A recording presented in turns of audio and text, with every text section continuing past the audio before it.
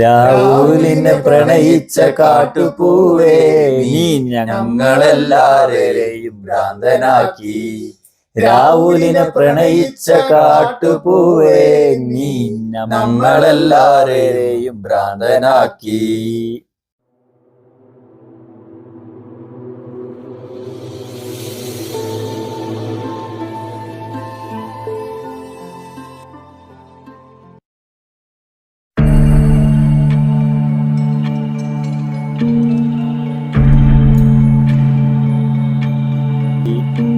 ഇപ്പൊ രാഹുലിന്റെ വിഷയമാണല്ലോ നമ്മൾ ചർച്ച ചെയ്തുകൊണ്ടിരിക്കുന്നത് കേരളത്തില്.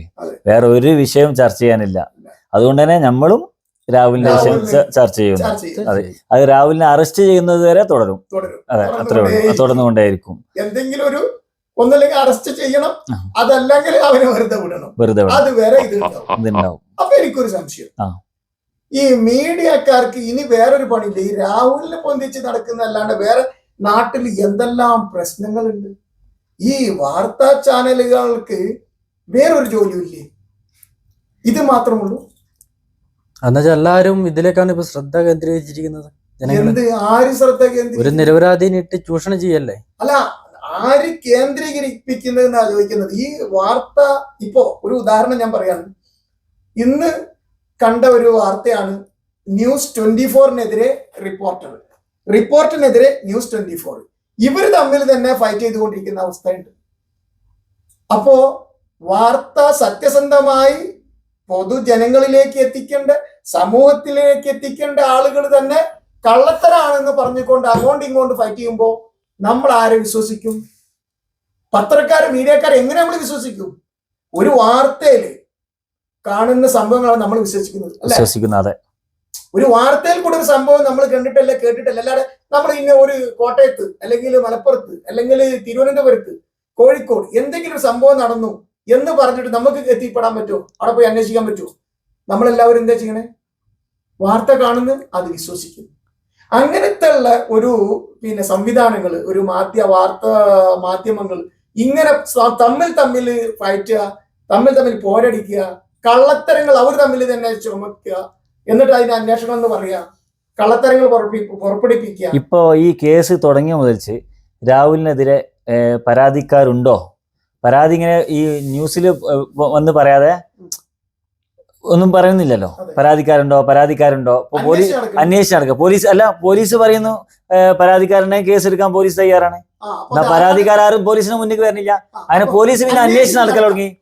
രാഹുലിനെതിരെ കൊടുക്കുന്ന പരാതി പിന്നെ ഇമെയിലാണ്. പുതിയ ഇമെയിൽ ക്രിയേറ്റ് ചെയ്യുക, എന്നിട്ട് രാഹുലിന് ഇങ്ങനെ പരാതി ഉണ്ടെന്ന് പറഞ്ഞാണ് നടക്കുന്നത്. അല്ലാതെ ആരും നേരിട്ട് ചെന്നിട്ട് ഇങ്ങനെ എനിക്ക് ഇങ്ങനെ സംഭവിച്ചിട്ടുണ്ടെന്ന് ആരും പരാതിപ്പെടുന്നു. ഇപ്പൊ ഇലക്ഷൻ അടുത്തപ്പോഴാണ് പരാതിക്കാര് അടുത്തേക്ക് എത്തിയത്. മീഡിയ കാണാതിരിക്കുക, അല്ലാണ്ട് ഇപ്പൊ വേറെന്താ അഭിപ്രായം? ഇതിപ്പോ ന്യൂസ് നമ്മൾ ഇട്ടാണ്ട് ഇലക്ഷന്റെ റിസൾട്ട് അറിയണില്ലേ? ഇന്ന മാതിരിയാണ് ഇപ്പൊ ഇലക്ഷന്റെ റിസൾട്ട് അറിയണ മാതിരിയാണ് ഇപ്പൊ ആളുകൾ ഒരു ഫീല്. അതെ, ഇപ്പൊ നമ്മൾ ഏത് ചാനലിന്റെ മുന്നിൽ നിന്ന് ഒരു വാർത്ത കേൾക്കണമെങ്കിൽ ശ്വാസം നിർത്താതെയാണ് ഇവര്. ഇപ്പൊ 13-ാം തീയതി ഇലക്ഷൻ റിസൾട്ട്. അതെ, ആ ഒരു 13-ാം തീയതിയുടെ ഫീലിംഗ് ആണ് ഇതുവരെ ഇപ്പൊ നടന്നുകൊടുക്കുന്നത്. അതെ, ഒരു തെരഞ്ഞെടുപ്പ് മത്സരം ഉണ്ടല്ലോ, നമ്മുടെ ഒരു റിസൾട്ട്, തെരഞ്ഞെടുപ്പിന്റെ ഇലക്ഷന്റെ റിസൾട്ട് വരുന്നത് ആ ഒരു ദിവസത്തെ എന്താണ് ഒരു ആവേശം.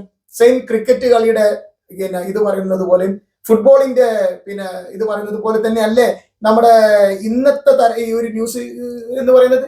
കാരണം ജനങ്ങളെ ഇങ്ങനെ ത്രസിപ്പിക്കുന്ന രീതിയിൽ ഒരു വാർത്ത അങ്ങനെയാണ് അവതരിപ്പിക്കേണ്ടത്. ജനങ്ങൾ ബൗണ്ടറിയിൽ ഇരുന്ന് കളി കാണുകയാണ്. സിക്സ് അടിക്കുവോ കളി സാധാരണ ആര് ജയിക്കും? ഒരു കുടുംബത്തിൽ നിന്ന് വന്ന ഒരാളാണ് രാഹുൽ. ഒരു രാഷ്ട്രീയ പാരമ്പര്യം ഇല്ലാത്ത. അതിനെ കുറിച്ച് നമ്മൾ സംസാരിക്കുകയാണെന്നുണ്ടെങ്കിൽ കേരളത്തിൽ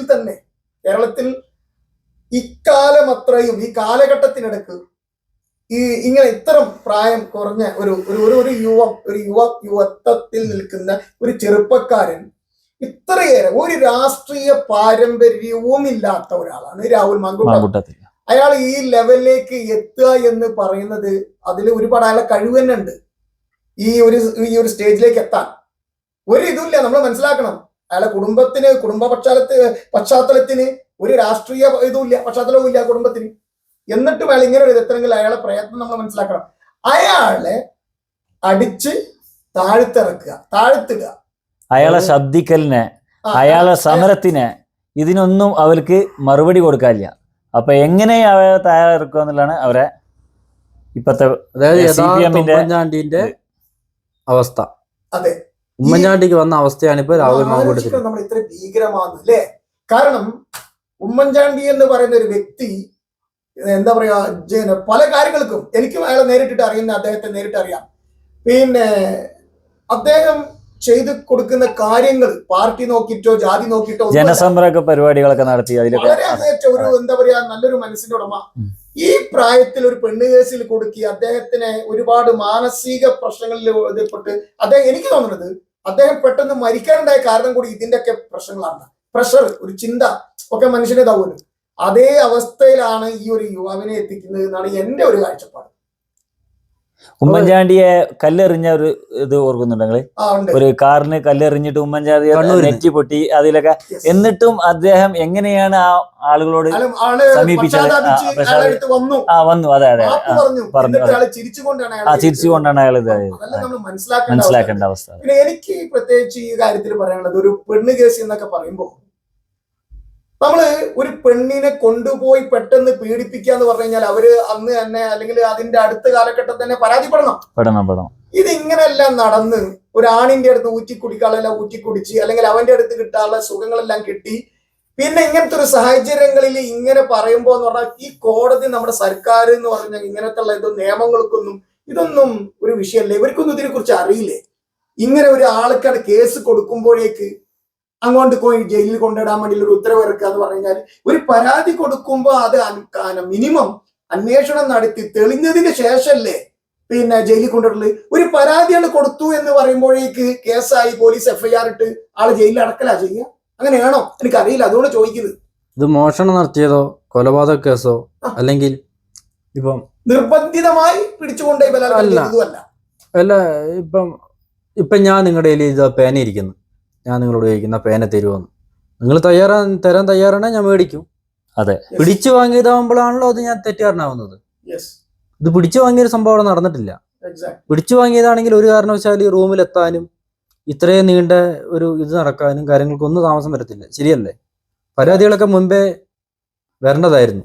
പക്ഷെ ഞാൻ ചോദിക്കുന്നത്, നമ്മുടെ സമൂഹം എന്താ ഇങ്ങനെയെന്നുള്ളത്, നമ്മുടെ നിയമങ്ങൾ എന്താ ഇങ്ങനെയെന്നാണ്. ഒരാളൊരു കൂടെ നമുക്കൊന്ന് മിനിമം ചിന്തിക്കണ്ടേ? പക്ഷെ ഞാൻ പറഞ്ഞുതരാം, ഇതെല്ലാം നാടകമാണത് കൊണ്ടാണല്ലോ ഇങ്ങനെ നടക്കുന്നത്. പക്ഷെ എന്നാൽ ജനങ്ങളെ തിരിച്ചറിയണ്ടേ?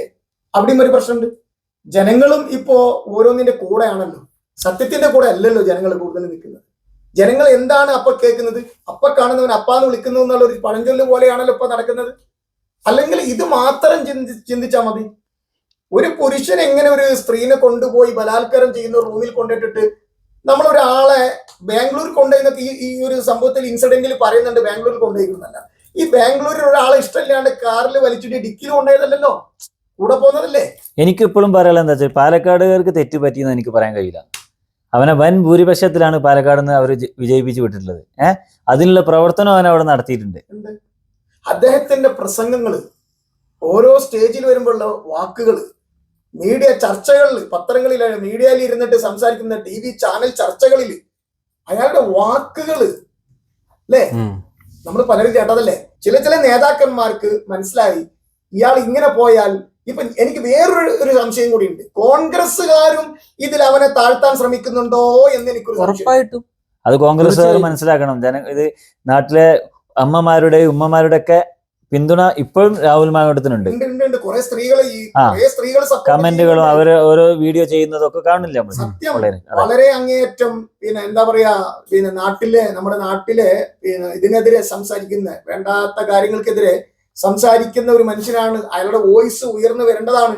പക്ഷെ ഇല്ലാതെയൊക്കെ ഈ ചെറുപ്പത്ത് എനിക്ക് തോന്നുന്നത് അയാൾ ഉയർന്നു വരുന്നത് കൊണ്ട് മറ്റുള്ള ആർക്കൊക്കെയോ അതേ പാർട്ടിയിലുള്ള ആളുകൾക്ക് തന്നെ ഭയമുണ്ട് എന്നതുകൊണ്ടും അയാളെ ഒന്ന് തരം താഴ്ത്തുക എന്നുള്ളതൊക്കെ. പക്ഷെ ഒരു കാര്യം മനസ്സിലാക്കണം, ഇങ്ങനെ പോയാൽ കോൺഗ്രസ് വളരെ വളരെ കഷ്ടപ്പെടും. കാരണം കോൺഗ്രസ്സുകാർക്ക് ഇപ്പൊ ഒരു ഐക്യവും ഇല്ലാതെയാണ് പോയിക്കൊണ്ടിരിക്കുന്നത്. പക്ഷെ ഈ രീതി പോവുകയാണെങ്കിൽ ഇപ്പൊ കോൺഗ്രസ് പാർട്ടി ഇന്ന് രാഹുലിനെ പുറത്താക്കി. ഇവൻ ഇത്രയും ബുദ്ധിമുട്ടിച്ച CPM-ലേക്ക് എന്തായാലും എന്ത് ചെയ്യില്ല, രാഹുൽ പോകാൻ നിൽക്കൂല. ഇവൻ നാളെ BJP പോയാലും രാഹുൽ പാലക്കാട് ജയിക്കുക ചെയ്യും. ഇനി ഒരു രാഷ്ട്രീയം ഇല്ലെങ്കിൽ സ്വതന്ത്രനായി നിന്നാലും. എന്റെ ഒരു അഭിപ്രായം, ഈ കോൺഗ്രസ്സുകാരുടെ ഈ കാട്ടിക്കൂട്ടൽ കൊണ്ട് കേരളത്തില് അവര് തന്നെ വളം വെച്ച് BJPക്ക് അനുകൂലമാക്കി കൊടുക്കുന്നതാണ് പല സ്ഥലങ്ങളിൽ. എനിക്ക് കാരണം ഇതെല്ലാം BJP മുതലെടുക്കും. കാരണം കോൺഗ്രസ് വളരെ അങ്ങേയറ്റം മോശമായ രീതിയിലാണ് പോയിക്കൊണ്ടിരിക്കുന്നത് അവരുടെ പ്രവർത്തനങ്ങളെല്ലാം. മുകേഷിന് ഒരു പ്രശ്നം ഉണ്ടായിട്ട് ചെറിയ പ്രശ്നങ്ങളൊന്നല്ല. എന്നിട്ട് അവരെന്താ എടുത്തതാണ് നിലപാട്, എന്താ എടുത്തത്? ആ പാർട്ടി മുകേഷ് പാർട്ടി മെമ്പർ അല്ലത്രേ. പാർട്ടി മെമ്പർ അല്ല. പാർട്ടി മെമ്പർ അല്ല. അപ്പൊ അങ്ങനെ പാർട്ടി ചിഹ്നത്തിലാണല്ലോ മത്സരിച്ചത്. മെമ്പർ മെമ്പറല്ല, പാർട്ടി ചിഹ്നത്തിൽ മത്സരിച്ചു. ഞാൻ ചോദിക്കട്ടെ, ഇത്രയ്ക്കും അണികളെ അത്രയ്ക്ക് ഇത് കാണിച്ച് മാത്രമേ എന്ത് ചെയ്യുള്ളൂ, പാർട്ടി മെമ്പർഷിപ്പ് കൊടുക്കുള്ളൂ? അങ്ങനത്തെ ഒരു പാർട്ടി രാജ്യത്ത് വരെ ഉണ്ടാവില്ല. അല്ല, ഇടതുപക്ഷം എന്ന് പറയുന്ന പാർട്ടി എന്ന് പറഞ്ഞാല് അങ്ങനെയുള്ള എല്ലാവർക്കും പാർട്ടി ചിഹ്നം കൊടുക്കൂല. ഇന്നലെ നാളെ ഒരു കോൺഗ്രസിലേക്ക്, നമ്മൾ രാഷ്ട്രീയം ഇല്ലാതെ നിന്ന ആൾക്കാരാണ്, നാളെ കോൺഗ്രസിലെ BJPയിലെ നമ്മളെ മെമ്പർഷിപ്പ് തന്നിട്ടാ സ്വീകരിക്കുന്നത്. ഇത് അങ്ങനെ സ്വീകരിക്കുന്ന പാർട്ടി അല്ല. ഇവതാ KT ജലീൽ, അദ്ദേഹം ഇപ്പോഴും പാർട്ടി മെമ്പർ ആയിട്ടില്ല. അയാൾക്ക് ചിഹ്നം കൊടുത്തിട്ടില്ലല്ലോ. ഇല്ല, കൊടുത്തിട്ടില്ല. മുകേഷിന് ചിഹ്നമുണ്ട്, എന്നിട്ട് പറയുന്ന പാർട്ടി മെമ്പർ അല്ലാന്ന്. അവർക്ക് എന്തോ ആവാം, മറ്റുള്ളവർക്കാണ് ഇപ്പൊ പ്രശ്നം. ഇത് അങ്ങോട്ടാണ് പോയിക്കോട്ടെ. അതുകൊണ്ട് തന്നെ ഭരണം കയ്യിലുള്ളതുകൊണ്ടാണ്. പക്ഷെ ഭരണം കയ്യിലുണ്ട് എന്ന് പറഞ്ഞാൽ നമ്മുടെ രാജ്യത്തൊരു നിയമങ്ങളില്ല എന്നാണ് എനിക്ക് ചോദിക്കാനുള്ളത്. ഒരു പെൺകുട്ടി വന്ന് ഒരു കംപ്ലൈന്റ് കൊടുക്കുന്നു, പരാതി കൊടുക്കുന്നു, അത് നേരിട്ട് വരാനില്ല. എങ്ങനെങ്കിലും ഒരു പരാതി ഇമെയിലിലൂടെ ഫോണോ വിളിച്ച് പറഞ്ഞു കഴിഞ്ഞാൽ ഇന്നത്തെ നമ്മുടെ നാട്ടിലെ അവസ്ഥ, അവർ കേസെടുക്കുന്ന പോലീസുകാർക്ക് ഒരു പ്രത്യേക താല്പര്യത്തോട് കൂടി കേസെടുക്കുന്നു. ആ ആണിനെ ഒരു അന്വേഷണം നടത്താണ്ട് എന്താ പറയാ ജയിലിൽ അടക്കാൻ വേണ്ടി ശ്രമിക്കുന്നു. ഇതെന്തൊരു ന്യായമാണ്? പോലീസിന്റെ അവിടെ അല്ലേ കൊടുത്തത്, പോലീസ് സ്റ്റേഷനിലല്ലേ ആദ്യം കൊടുത്തത്, മുഖ്യമന്ത്രിക്ക് പോയിട്ട് നേരിട്ടാണ് പരാതി കൊടുത്തത്. അതൊക്കെ തന്നെയാണ് ഇതിൽ ഏറ്റവും വലിയ അത്ഭുതം എന്ന് പറയുന്നത്. ഇതിന്റെ ഒരുപാട് പോയിന്റുകൾ ഉണ്ട്, അതെല്ലാം നമ്മൾ ശ്രദ്ധിക്കേണ്ടതുണ്ട്. അതൊക്കെ നമ്മൾ കൂട്ടി വായിക്കേണ്ടതുണ്ട്. അതുപോലെ രാഹുലിന് ഇവർക്ക് അന്വേഷിച്ചിട്ട് പിടിക്കാൻ കിട്ടുന്നില്ല. നിലവിലെ കേരള പോലീസിന് രാജ്യത്ത് ഇത്രയും നല്ലൊരു പോലീസ് തന്നെ വേറെ ഏത് സ്റ്റേറ്റിലുണ്ടാവുക? കേരളത്തിലെ പോലെ ഏതൊക്കെ ജനങ്ങള് അമ്പരന്ന് പോകുന്ന പല കാര്യങ്ങളും തെളിയിച്ച പോലീസാണ് കേരള പോലീസ്. ആ കേരള പോലീസിന് രാഹുലിനെ കണ്ടെത്താനോ പിടികൂടാനോ അറസ്റ്റ് ചെയ്യാനോ കഴിയുന്നില്ല. ഇത് വേറൊന്നുമല്ല, എലക്ഷൻ കഴിയുന്നോടം വരെ രാഹുലിനെ പിടിക്കാൻ പാടില്ല. പിടിച്ചു കഴിഞ്ഞാൽ കോടതിയിൽ നിന്ന് രാഹുലിന് ജാമ്യം കിട്ടും. രാഹുലിന് ജാമ്യം കിട്ടിയാൽ പിടിച്ചാൽ ഈ കോലാഹലങ്ങൾ ഇവിടെ തീരും. മീഡിയകളൊന്നും ഈ പറയുന്ന പ്രസംഗിക്കുന്ന മീഡിയകളൊന്നും ഇവിടെ ഉണ്ടാവൂല. ഇതിലും ശക്തമായിട്ട് രാഹുൽ തിരിച്ചു വരികയും ചെയ്യും. തിരിച്ചു വരുന്നത് മാത്രല്ല, അപ്പോ ശബരിമല കേസ് വീണ്ടും വരും. ഇലക്ഷൻ തീർന്നു കഴിഞ്ഞ് വന്നാലും പ്രശ്നമൊന്നുമില്ല. ഇതൊക്കെ തന്നെ നമ്മുടെ രാജ്യത്ത് നടന്നുകൊണ്ടിരിക്കുന്ന അവസ്ഥകൾ. ഇപ്പൊ നടന്ന പീഡനം 100% പറയൂല. പീഡനം എന്ന് പറഞ്ഞല്ലോ, ആരോപണങ്ങള് മുഴുവൻ പറയില്ല. അത് ബാക്കി എന്തിനാ അറിയോ? നിയമസഭ തെരഞ്ഞെടുപ്പ് ആകുമ്പോഴത്തേക്ക് ബാക്കി എടുത്തിടണം. അപ്പോഴത്തേക്ക് അടുത്ത അഴിമതി മറയ്ക്കാൻ പറ്റുമല്ലോ. അപ്പൊ ആയിരിക്കും നമ്മുടെ ശബരിമല കഴിഞ്ഞ് അടുത്ത വേറെ എന്താ അഴിമതിയാ പൊങ്ങി വരാൻ പോകുന്ന പറയാൻ പറ്റില്ല. ഇപ്പൊ എന്താ കൊല്ലത്തെ റോഡെല്ലാം കൂടി ഇടിഞ്ഞു പോയി. പകുതി മുക്കിക്കോട്ടെ, അപ്പൊ പകുതി മുടക്കണ്ടേ? അതിനെ കുറിച്ച് എന്തെങ്കിലും ചർച്ച ഉണ്ടോ? എന്തെങ്കിലും ഒരു ടിവിയിൽ ചർച്ച കാണുന്നുണ്ടോ? ഒരു റോഡ് മൊത്തം താഴ്ന്നു പോയി, വളരെ കുറച്ച് സോഷ്യൽ മീഡിയകളും കാര്യങ്ങളൊക്കെ ഒരു വാർത്ത വന്നു. പ്രധാനപ്പെട്ട വല്ല ചർച്ചകളും കേട്ടോ? ജനങ്ങളുടെ ജീവന് എന്ത് പ്രൊട്ടക്ഷനാണ് ഗവൺമെന്റ് കൊടുക്കുന്നതെന്ന് അതിൽ നമ്മൾ മനസ്സിലാക്കുന്നത്. അതായത് സ്കൂൾ ബസ്, കാറുകളും എല്ലാം കുടുങ്ങി കിടക്കും അതിൽ. ആ സ്കൂൾ ബസ്സൊക്കെ തറന്ന് കുറച്ച് കുഞ്ഞുങ്ങളൊക്കെ മരിച്ചായിരുന്നെങ്കിൽ, ഇല്ലെങ്കിൽ അതിലൊരു 2-3 ഇത് ഹൈവേ ആണല്ലോ, 3 ബസ്സുകൾ പോകുന്നു, നിറയെ ആളുമായിട്ട് പോകുന്നു, ആ റോഡ് തകർന്ന് ആ ബസ്സിൽ ആൾക്കാർ മുഴുവൻ മരണപ്പെടുവോ എന്നൊക്കെ സംഭവിച്ചായിരുന്നെങ്കിൽ, ഇത് ബസ്സുകാരുടെ മത്സരവട്ടം, വണ്ടികളുടെ റാഷ് ഡ്രൈവിംഗ് എന്നൊക്കെ പറഞ്ഞ മന്ത്രിയൊക്കെ വലിയ റീലൊക്കെ ഉണ്ടാക്കിയൊക്കെ വലിയ റീച്ച് ഉണ്ടാക്കുന്നുണ്ട്. അവർക്ക് ഇതൊന്നും നോക്കാൻ നേരമില്ല. കുഞ്ഞാലിക്കുട്ടിന്റെ ഒരു ഇതില്ലായിരുന്നു, കുഞ്ഞാലിക്കുട്ടി പറഞ്ഞല്ലേ? അതെ, ആദ്യം പറഞ്ഞ കന്യാകുമാരി മുതൽ തിരുവനന്തപുരം വരെയുള്ള സംസ്ഥാന ഗവൺമെന്റിന്റെ വികസനമായിരുന്നു, സംസ്ഥാന ഗവൺമെന്റിന്റെ വികസനമായിരുന്നു. അങ്ങനെ തിരുവനന്തപുരത്ത് തുടങ്ങി കാസർഗോഡ് തീരണ്ടേ? ഇത് പോയിക്കൊണ്ടേ ഇരിക്കുക. കുഞ്ഞാലിക്കുട്ടി ചോദിച്ചപ്പോ ഇത് തീർന്നില്ലല്ലോ. കാശ്മീർ മുതൽ കന്യാകുമാരി വരെയുള്ള കേന്ദ്ര ഗവൺമെന്റിന്റെ ഫണ്ട് ഉപയോഗിച്ചുള്ള റോഡാ. ഇത് ആദ്യം എന്ത് ചെയ്തു? മുഖ്യമന്ത്രിയും മരുമോനും കൂടെ ക്രെഡിറ്റ് എടുത്തു. എല്ലാം കൂടെ ഇടിഞ്ഞു പൊളിഞ്ഞു കഴിഞ്ഞപ്പോ നമ്മുടെ അല്ലാന്നായി. ഇത് എനിക്ക് പറയാനുള്ളത്, നമ്മുടെ നാട്ടിലെ പോക്ക്, പ്രത്യേകിച്ച് സർക്കാരുകളായാലും ഇപ്പൊ ജനങ്ങൾക്ക് ഉപകാരമൊന്നും അല്ല. എന്തെങ്കിലും പോളിഷ് എടുത്ത് കാണിക്കാന്ന് മാത്രമേ ഉള്ളൂ. ജനങ്ങൾക്ക് ഒരു ഉപയോഗം ഇല്ല. എനിക്കൊരു ഡൗട്ടും കൂടെ വരുന്നുണ്ട്. ഇങ്ങനെ പലയാതി ഒരു നാട്ടിലൊരു നല്ല ഒരു എന്തെങ്കിലും ഒരു ബിസിനസ് നടത്താൻ, ഒരു കുടിൽ വ്യവസായം നടത്താൻ, ഇപ്പൊ എന്തൊക്കെയോ പറഞ്ഞു കേട്ടു, പുതിയൊരു ന്യൂസ്, വീട്ടിലിരുന്നും ബിസിനസ് നടത്താം. ഇവര് കഴിഞ്ഞ ദിവസം ഞാനൊരു ന്യൂസ് കണ്ടു, ഒരു വാർത്ത കണ്ടു, ഒരു സോഷ്യൽ മീഡിയയിൽ ഒരു വാർത്ത കണ്ടു. ഏതോ ഒരു റെഡിമെയ്ഡ് ഷോപ്പിൽ നോ സ്മോക്കിംഗ് എന്നുള്ള ബോർഡ് വെച്ചിട്ടില്ല, അതിന് നിങ്ങൾ ഫൈൻ അടക്കണം എന്ന് പറഞ്ഞുകൊണ്ട് ഓഫീസർമാർ വന്നിരിക്കണം.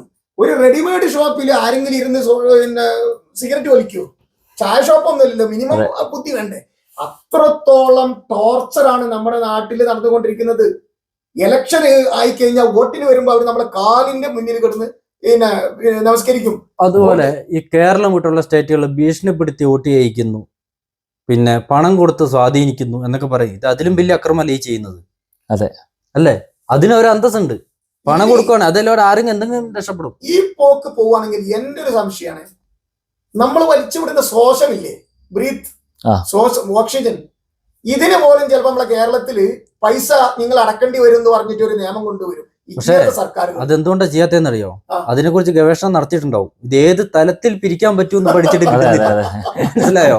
ഇല്ല, അതിന് വന്നിട്ടുണ്ടാവും. നമ്മൾ ഇന്നത്തെ ഈ ചർച്ച ഇവിടെ അവസാനിക്കട്ടെ. അപ്പൊ എല്ലാവർക്കും ശുഭരാത്രി.